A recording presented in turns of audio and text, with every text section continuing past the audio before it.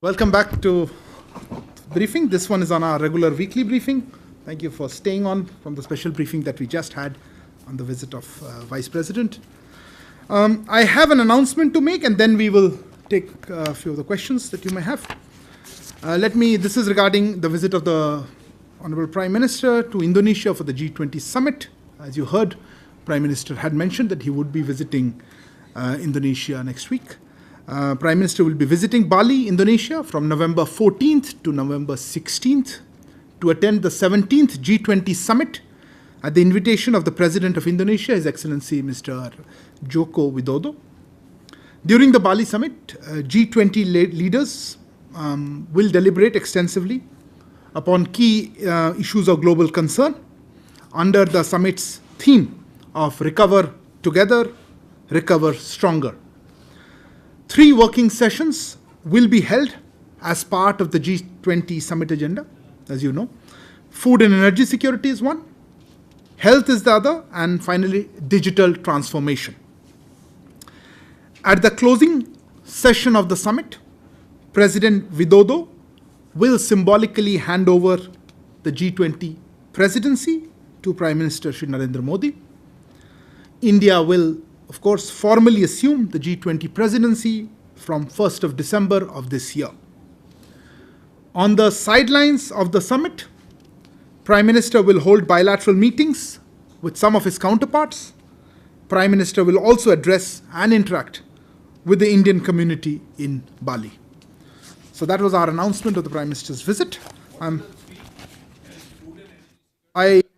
I'm happy to repeat, although they will probably be on the website of the G20. The 3 sessions are on food and energy security is one, health is the second, and digital transformation is the third.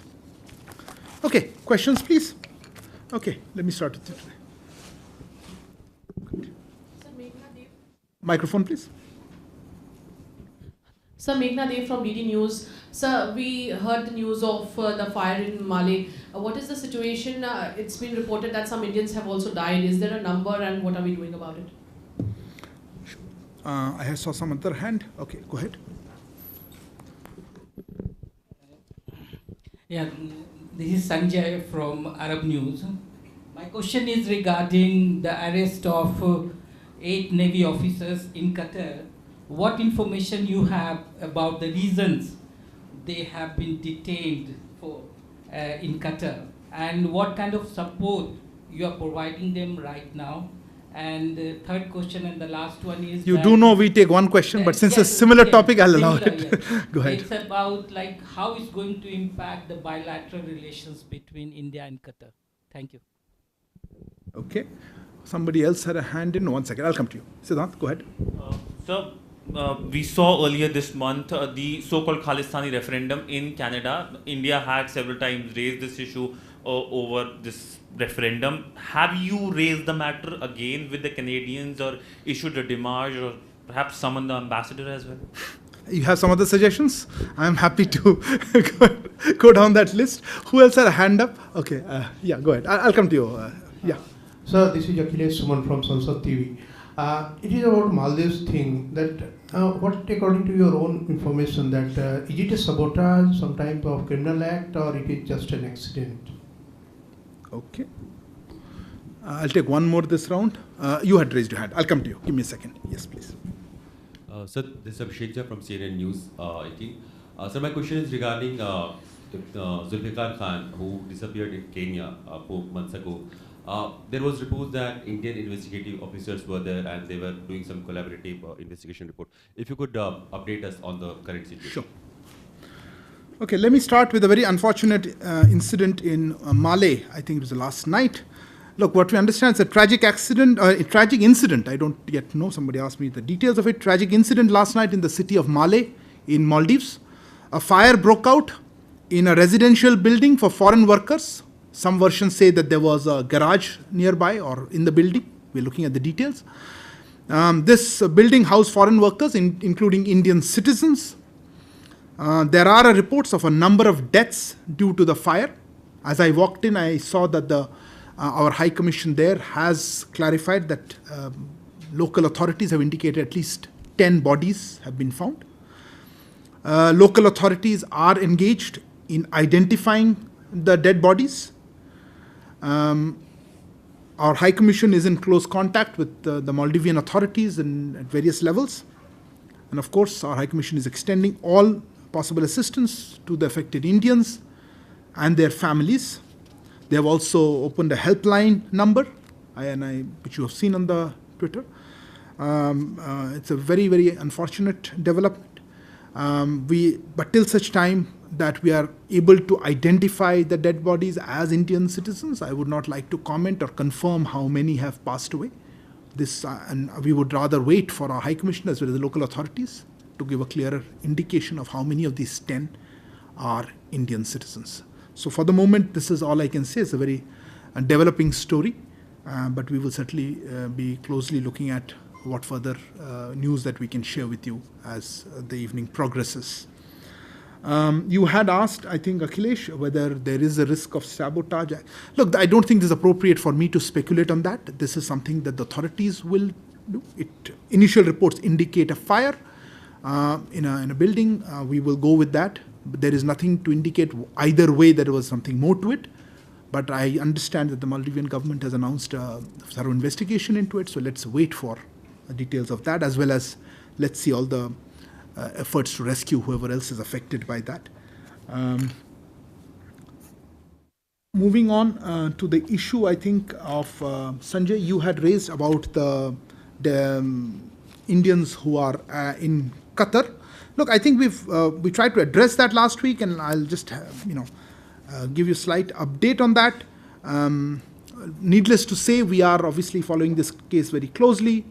Our embassy in Doha is in regular touch with the local authorities with regard to further consular access. As I mentioned last week, there was one round of consular access there, and also trying to get visit of family members of the detained Indian nationals there.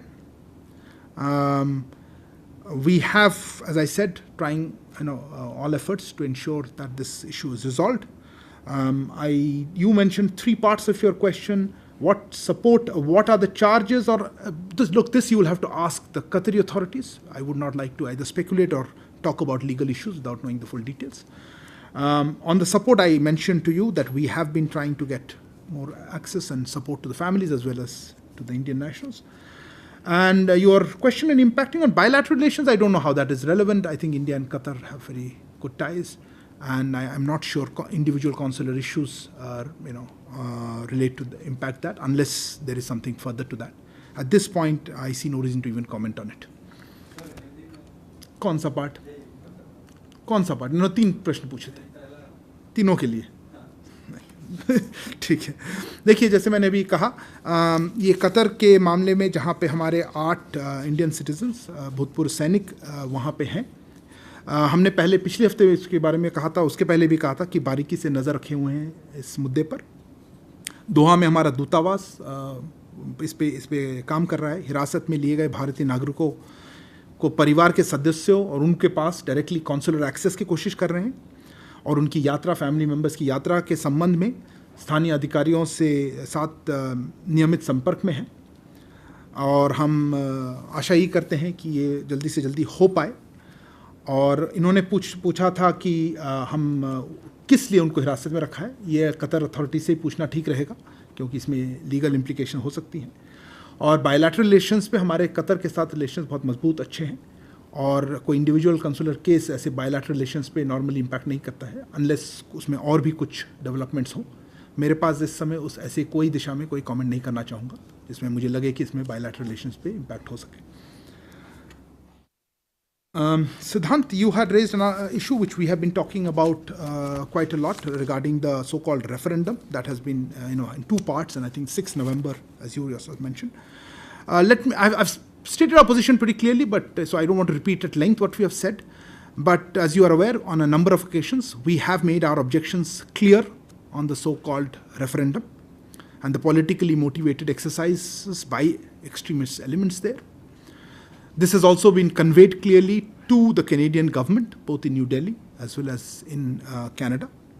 And we will continue to raise our concerns with the Canadian government. Abhishek, you had raised the issue of another consular, yeah, there you are. In Kenya this time, a consular, and developments there. Look, as you are aware, again, we have discussed it earlier, there are two Indian nationals, Mr. Mohammad Zaid Sami Kidwai and Mr. Mohammad Zulfikar Ahmed Khan, who have been missing in Kenya since July, 23rd of July. This case remains under active investigation by the Kenyan authorities, as far as I understand. An Indian investigation team visited Nairobi from November 1st to 3rd. They met the Department of Public Prosecution and the Department of Criminal Investigation of the Kenyan government. The Indian team offered to the Kenyan side all help in this case, including assistance in DNA analysis or forensic analysis that the Kenyan side may require to help them carry out their investigations. And we are following developments related to the case very closely, and we are also in touch with the affected Indian families. Our High Commission has been in touch with them. So that's the update I would like to share with you. Next round of questions. You had raised your hand first, then I'll come to you. Sir, time now, Srinjoy. As you know, there are about 70 or 80 people, Indians, who have been on a ship and they are stuck in the Equatorial Guinea, Nigeria area since August. And some efforts have also been made by the Indian government to try and get them back. They have been accused of stealing petroleum. What is the state of the situation now? Who else? Before you, please. Yes, Shashank, go ahead. No, not her. You had one round, no? Let me just ask Shashank. Yeah. Shashank Matumet. So regarding the Vice President's visit to ASEAN and East Asia... That was late. You just finished the presser. But anyway, I'll happy to answer something more. The Australians are sending Prime Minister Albanese, the Americans are sending President Biden, and it seems that Prime Minister Modi is the only major coordinator who will not be in ASEAN and at the East Asia Summit. Will this be seen as a missed opportunity precisely because lots of bilateral meetings, very important bilateral meetings are taking place there? You were not present in the previous presser? Okay. Yeah, I'll come to you. Yes, sir, please. Yeah, I'm Prashant from Asianet News. Actually, there is a recent news that these sailors who are detained in Equatorial Guinea, they may be moved to Nigeria. So what are the efforts of the High Commission on this matter? Related to the same question, right? Yeah, who else was there? I'll come to you, ma'am, before we... Unless it's a related question, separate.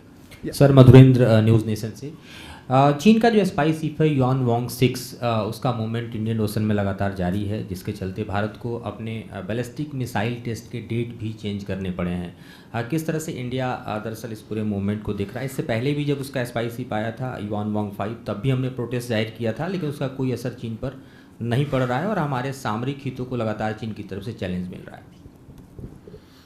मैं कुछ कहूँगा बाद में। किसका हाथ था? No, I'll come to you, ma'am. Yeah, go ahead. Good afternoon. Elena, TASS News Agency. What is your assessment of the results of the visit of Minister of Foreign Affairs, Dr. Jaishankar, to Moscow?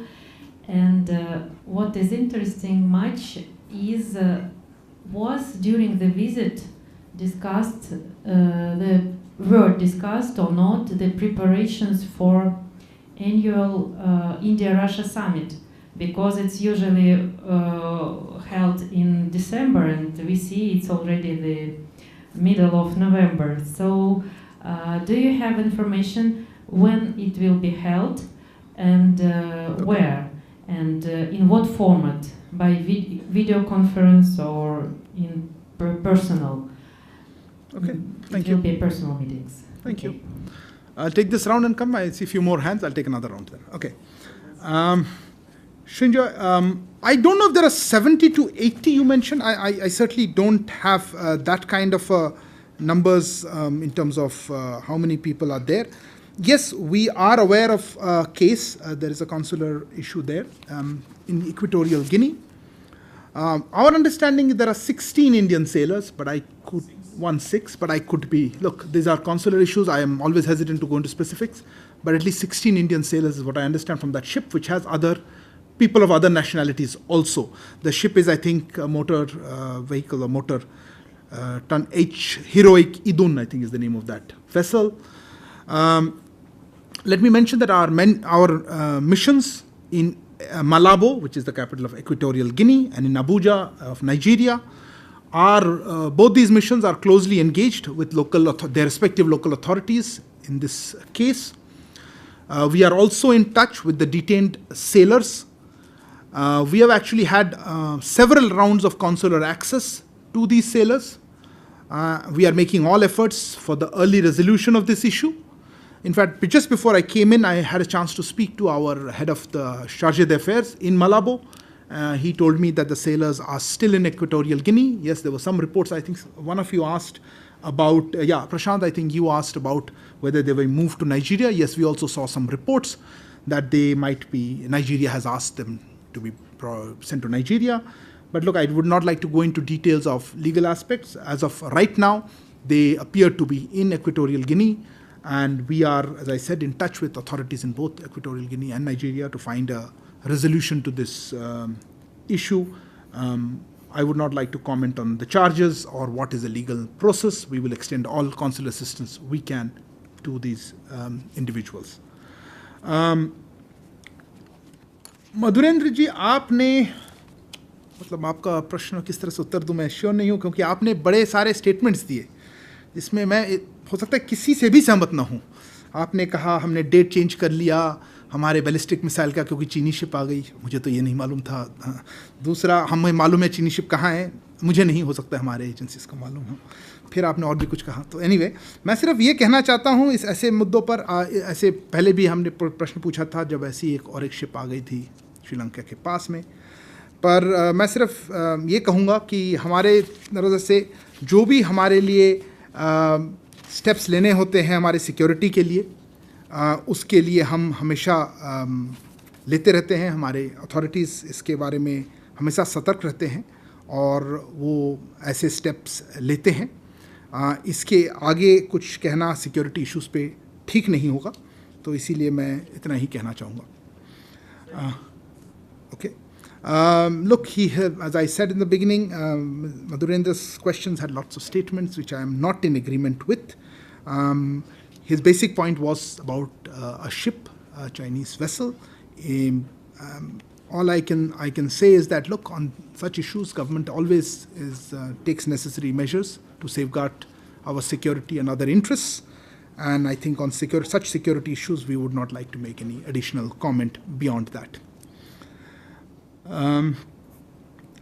Ileana, you had mentioned about the assessment of the visit of our External Affairs Minister. He had, he had just returned from Moscow on his visit. We had discussed it a bit.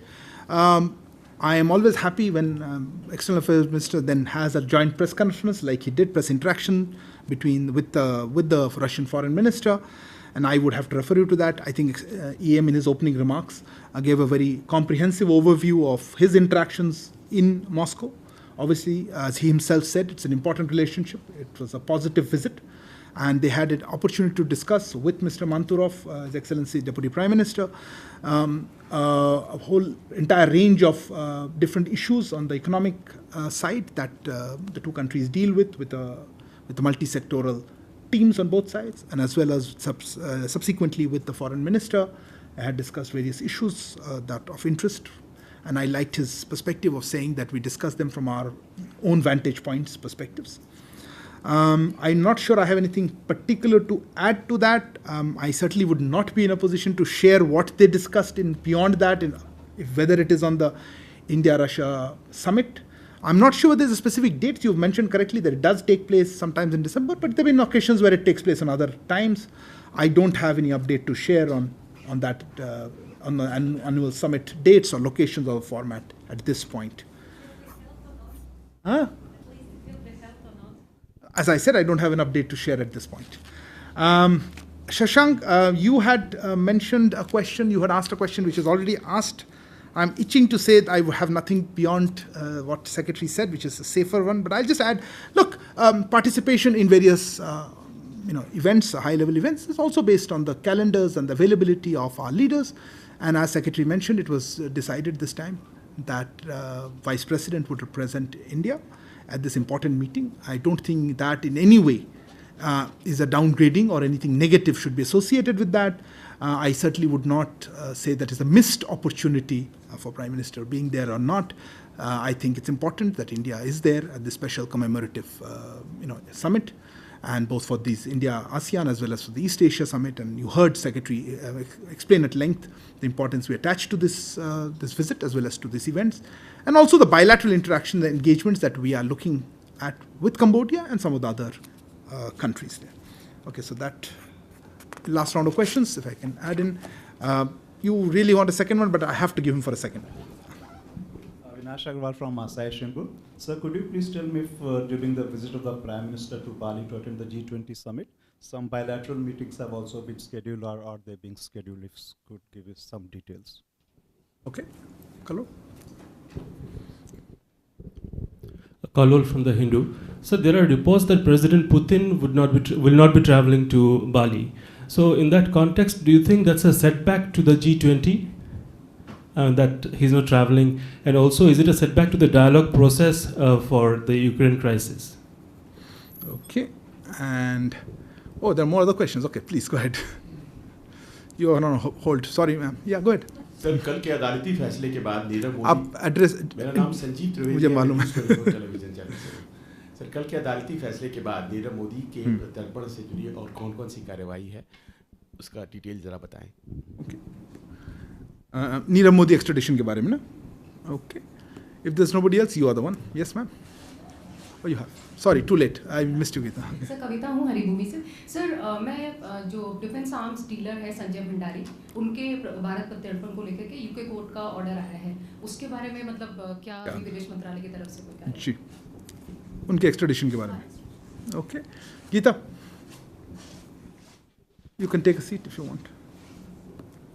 My question is on the Zulfikar Khan case. You've just elaborated, but just wanted to know whether if there has been a response to the family members who've sought meetings with External Affairs Minister on the matter, and also there has been no proof of life, but and there has been no official communication of whether if he is alive or dead, whatever.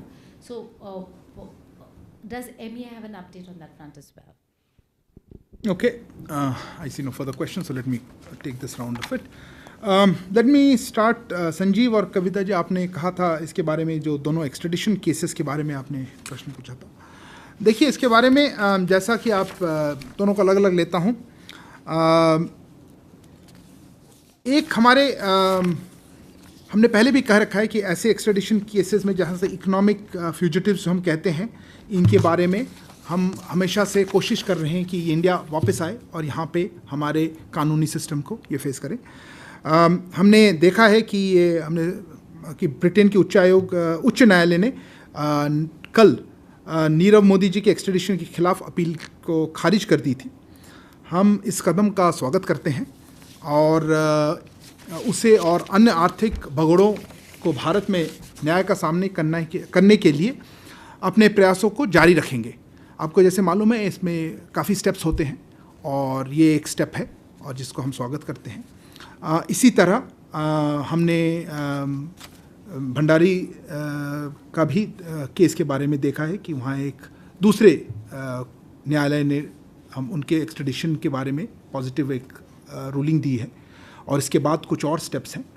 मैं सिर्फ ये कहना चाहूँगा वहाँ पे भी कि हम लोग लगातार इस इशू पर नज़र बनाए हुए हैं। कोशिश हमारी जारी रहती है कि ये लोग जो नहीं हैं इंडिया में, हम इनको किस तरह से जल्दी इंडिया ला पाएँ और ताकि यहाँ पे हमारे न्याय का सामना कर पाएँ ये लोग। इसके आगे अभी मेरे पास कोई और अपडेट दे नहीं सकता हूँ क्योंकि ये लीगल प्रोसेस है। I always try to do that, but as you know, this is not always 100% a translation of that, so I'll explain to you our perspective on this. Wanted to emphasize that India has been vigorously pursuing the extradition of economic fugitives so that they face justice in India. In this regard, yesterday there was a UK High Court decision dismissing an appeal against the extradition of Nirav Modi. We welcome this step, and we will continue with our efforts to get him back as well as other economic fugitives, to face justice in India. Similarly, Mr. Sanjay Bhandari was also another similar case where we have seen another court giving a decision against his or in favor of extraditing him to India. This is usually a lengthy process, but we will continue to make all efforts in this regard so that, as I said, economic fugitives can come back to India to face our justice system. On the Avinash, you had asked about bilateral meetings. Yes, there will be bilateral meetings, and I will put a full stop there. We will certainly share with you as and when they happen, or closer to the date perhaps. At this point, I do not wish to share further details. Kalor, your question is, where are you? Yes, extremely speculative, and I would like to not speculate on it. Yes, I think I read an announcement that the Russian president would not be able to participate in the G20, but look, you'll have to ask the Russian government on the confirmation of this. I don't think that's something we can say. If he is not coming, you are presuming that's a setback. I'm not confirming that or sharing that opinion. I think for various reasons, sometimes people are unable to attend such summits. I recall perhaps even last year he wasn't able to make it to Rome due to some other reasons. So I would not like to comment on that. I don't think it's a setback to the G20. We have now in the process of taking over the presidency, but I think I'll answer on behalf of the presidency of the G20 only after 1st December. Till then, you can ask the Indonesians on the G20's overall impact or not.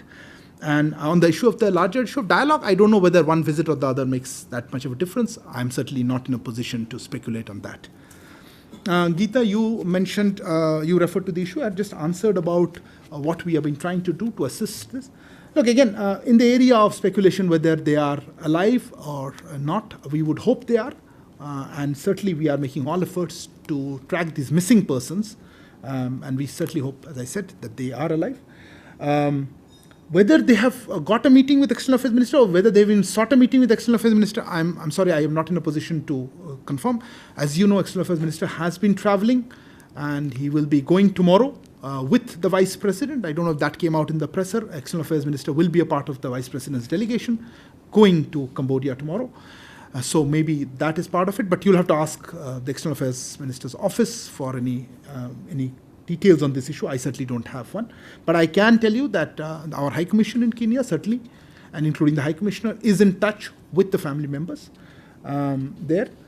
We are hoping that there is progress, and that is exactly the reason why our team went to Kenya to see if we could assist, and that offer is there, and we will continue to be engaged with the Kenyan authorities to see, as I say, early solution and hopefully finding these missing persons soon. Okay, thank you very much for joining. Sorry, you have more? You have another one? Okay. Yeah, okay. Tell me quickly. Yeah, I think we're running out of time. Sir, there is media reports on the visit of Saudi Crown Prince. So if you could just tell us something about that. I haven't made an announcement yet on that, so I'm afraid I don't have anything to share on that. If not, I would have had to share. But yes, it would.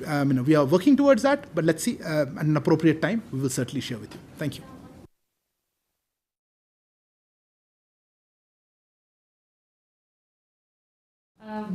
Belarus Minister for Foreign Affairs was here, and yesterday he met Dr. Jaishankar. Do you have any information what they discussed, what was in the center of the visit, and why this visit happened so fast? Because as far as I remember, he was here already in May or June, no? Look, you seem to put a very negative question to it. Why did the visit happen? It happened. I hope visits are useful, and I hope... Yes, please, go ahead. Go ahead. Yeah. Microphone.